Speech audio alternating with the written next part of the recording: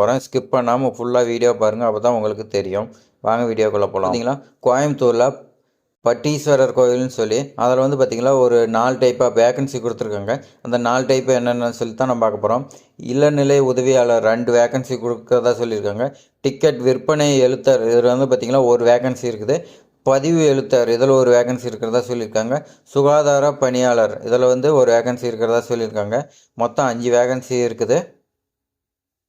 இதை அப்ளை பண்ணுறதுக்கு என்னென்ன தகுதி வேணும்னு சொல்லி நம்ம பார்க்கலாம். இதை அப்ளை பண்ணுறதுக்கு வந்து பார்த்திங்கன்னா எல்லாத்துக்குமே வந்து பார்த்திங்கன்னா இளநிலை உதவியாளர் இதுக்கு 10வது படிச்சிருக்குன்னு சொல்லியிருக்காங்க. டிக்கெட் விற்பனை செய்வது இதுக்கும் 10வது தேர்ச்சி பெற்றிருக்குன்னு சொல்லியிருக்காங்க. அதேமாதிரி பார்த்திங்கன்னா பதிவு எழுத்தார் இதுக்கும் 10வது தேர்ச்சி பெற்றிருக்குன்னு சொல்லியிருக்காங்க. துப்புரவு பணியாளர் இது வந்து பார்த்திங்கன்னா தமிழில் எழுதவும் படிக்கவும் தெரிஞ்சிருந்துச்சுன்னா இதுக்கு நீங்கள் எலிஜிபிள்னு சொல்லியிருக்காங்க. இதுக்கான ஏஜ் ரிலாக்ஸேஷன் கொடுத்துருக்காங்க. ஏஜ் ரிலாக்ஸேஷன் வந்து நம்ம தமிழ்நாடு கவர்மெண்ட் படி இருக்கிறதா சொல்லியிருக்காங்க.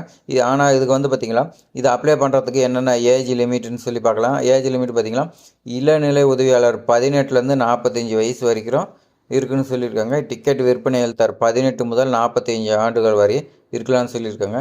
பதிவு எழுத்தார் 18 முதல் 45 ஆண்டு இது எல்லாமே வந்து சுகாதார பணியாளர் இதுக்கும் 18 முதல் 45 வயசு வரைக்கும் சொல்லியிருக்காங்க. இதுக்கு வந்து பார்த்திங்கன்னா ஏஜ் ரிலாக்ஸேஷன் இருக்காருன்னு நம்ம வந்து அஃபிஷியல் நோட்டிஃபிகேஷனில் செக் பண்ணிக்கலாம். ஏன்னா ஜென்ரல் கவர்மெண்ட் எல்லா ஜாபுக்குமே வந்து ஏஜ் ரிலாக்ஸேஷன் இருக்குது. தமிழ்நாடு கவர்மெண்ட் வந்து ஒரு சில ஜாப் கொடுக்குறாங்க, ஒரு சிலது கொடுக்க மாட்டேங்கிறாங்க. அதனால் அஃபிஷியல் நோட்டிஃபிகேஷன் நம்ம வந்து செக் பண்ணி அதுக்கு அப்ளை பண்ணிக்கலாம்.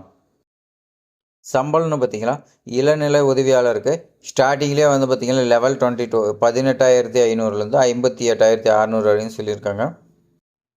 டிக்கெட் விற்பனை எழுத்தார் இதுக்கு வந்து பார்த்திங்கன்னா 18,500லேருந்து 58,600 வரையும் சொல்லியிருக்காங்க.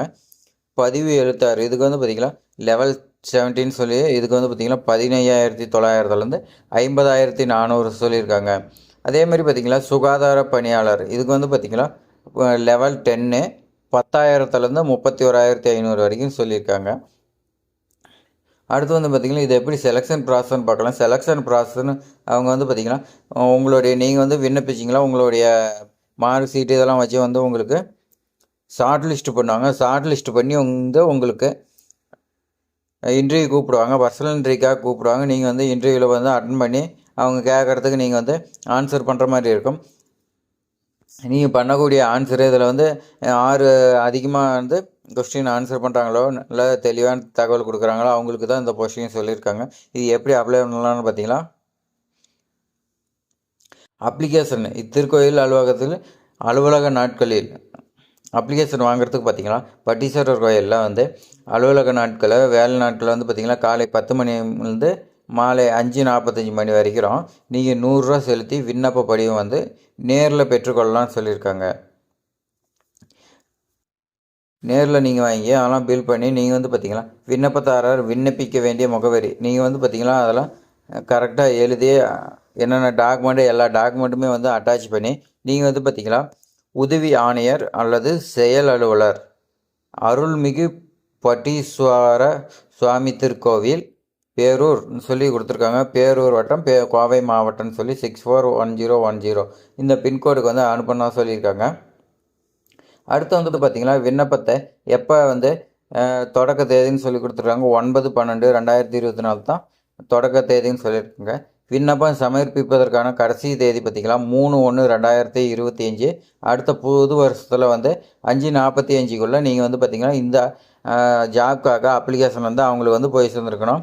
5:45க்கு மேலே அடுத்த நாள் ஒரு நாள் ஆனால் கூட அவங்களுக்கு வந்து ரிஜெக்ட் பண்ணிடுவாங்க. அதே மாதிரி பார்த்திங்கன்னா நீங்கள் முன்னாடியே அனுப்பிடுங்க.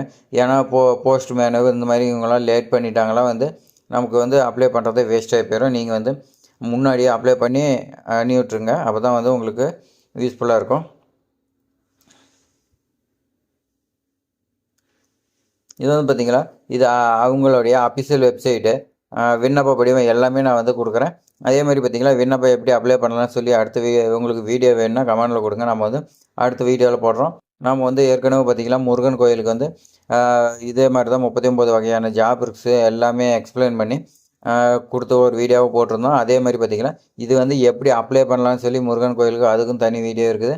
பார்க்காதீங்க வந்து நான் டிஸ்கிரிப்ஷனில் கொடுக்குறேன். நீங்கள் வந்து பார்த்திங்கன்னா அந்த வீடியோவும் பாருங்கள். அந்த ஜாப்புக்கு நீங்கள் அப்ளை பண்ணுங்கள். 2க்குமே அப்ளை பண்ணுங்கள். இதனால அதில் வந்து கண்டிப்பாக உங்களுக்கு கிடைக்கும். நம்ம சேனல் வந்து பார்த்து அப்ளை பண்ணுறவங்களுக்கு கண்டிப்பாக ஜாப் கிடைக்கும். நம்பிக்கையோடு செய்யுங்க. அதே மாதிரி பார்த்திங்கன்னா நம்ம சேனல் சார்பாக எல்லாருக்குமே வேலை கிடைக்கிறதுக்கு வாழ்த்துக்கள். இவ்வளோ நேரம் பொறுமையாக நம்ம சேனல் வந்து பார்த்திங்கன்னா வீடியோ பார்த்ததுக்கு ரொம்ப நன்றி. Thanks for